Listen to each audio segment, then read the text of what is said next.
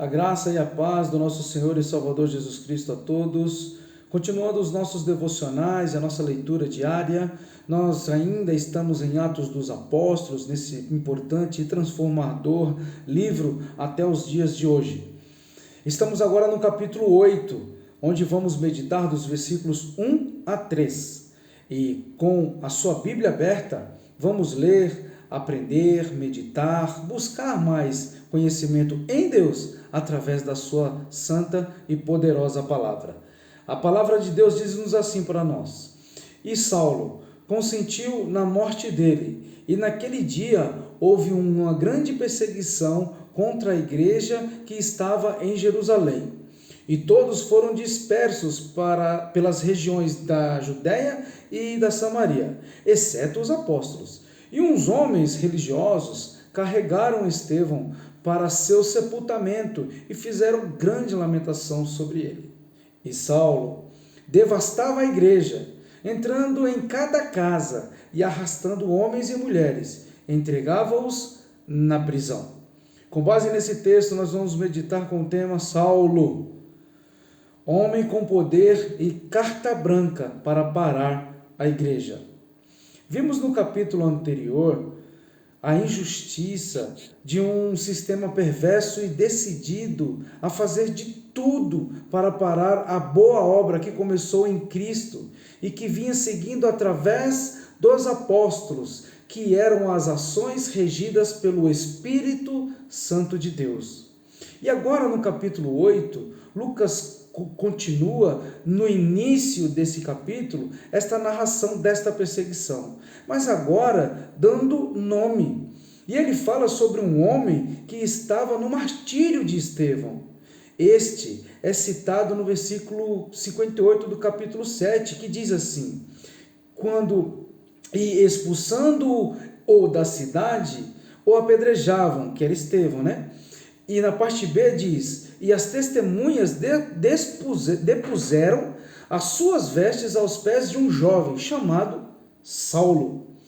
Como tudo que há na Bíblia tem sentido e não há coincidência, não somente porque eu acho, mas a própria palavra irá confirmar isso. Não é obra do acaso e tem uma ligação muito forte entre esses dois homens, Saulo e Estevão. A ligação deles não foi à toa, porque Cristo os uniu desde a eternidade por seu nome e para que o seu nome fosse conhecido. Saulo, nascido de judeus, mas fora de Jerusalém, teve seu ensino regido, dirigido e comandado por Gamaliel, um doutor da lei, um fariseu. Teve muito em sua formação conhecimento que o permitiu falar outras línguas e passou também a ser, naturalmente, adepto, discípulo da doutrina dos fariseus através de Gamaliel. Se tornou um profundo conhecedor da lei e se tornou um gentil que dominava toda a cultura judaica. Não somente isso, mais tarde, com todo esse seu conhecimento e poderio humano e da sua intelectualidade, ele também se tornaria um cidadão romano. Mas este homem, com todas as suas especializações curriculares e extracurriculares, influências políticas e religiosas, tinha dentro de si uma sina: perseguir, prender e julgar, até matar todo aquele que professava a sua fé em Jesus Cristo.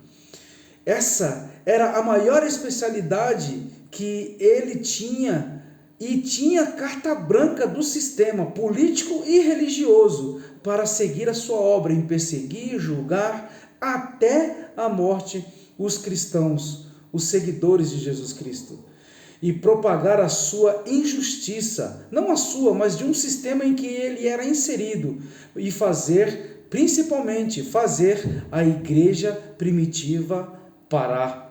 Saulo segue, mas a sua maldade não, porque ela terá um encontro com a justiça, com a misericórdia e com a graça do Deus vivo. E através desse encontro, ele vai conhecer um poder que ainda ele não conhecia. Sequer imaginava que existia algo igual, com um poder capaz de perdoar todas as atrocidades por ele cometidas e também o transformar no maior seguidor da igreja, que ele era o maior perseguidor. Só Deus para fazer isso, irmãos. Olha eu aqui.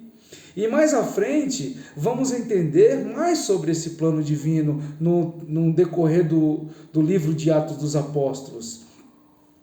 Que em Jesus, em que Jesus resgata, nesse plano divino, em que Jesus resgata e chama um que tinha prazer em tirar vidas com suas obras, suas obras más, para que através deste encontro, ele passasse a gerar, através de novas obras, novas vidas, agora vidas para o reino de Deus, sendo a sua vida a primeira e a mais transformadora desse plano. E como ele mesmo disse aos coríntios, ele falaria aos coríntios mais tarde, no capítulo 1, versículo 27 a 28, é exatamente isso com que nós nos convencemos, e é através dessa palavra que nós cremos, que nós não temos que discutir o plano de Deus, não temos que julgar as pessoas que Deus escolheu, e nós temos que crer que o Deus que levantou, o Deus que chamou, é o mesmo Deus que capacitou, não importa quem, para seguir a sua obra até o dia do Senhor. E nós estamos aqui como igreja de Jesus Cristo, seguindo os seus passos e seguindo os ensinamentos também deste grande homem de Deus, que vai se tornar lá na frente esse grande homem de Deus. E aí, em 1 Coríntios capítulo 1, versículo 27 e 28, nós vamos ler para que a gente não fique procurando argumentos teológicos, técnicos, não importa qual categoria, de descrever o plano de Deus, tentar entender o plano de Deus. Mas Deus escolheu as coisas loucas deste mundo para confundir os sábios. E Deus escolheu as coisas fracas deste mundo para confundir as coisas que são poderosas. No 28, e Deus escolheu as coisas vis deste mundo e as coisas que são desprezíveis, sim, as coisas que nada são, para aniquilar a nada as coisas que são. Esse é o nosso Deus, esse é o seu plano, e aonde e quem ele levantar, que seja para continuar o que ele confiou. Se esse for o seu chamado, se esse for o meu chamado, de levar a palavra dele, não haverá fronteiras capazes de parar você.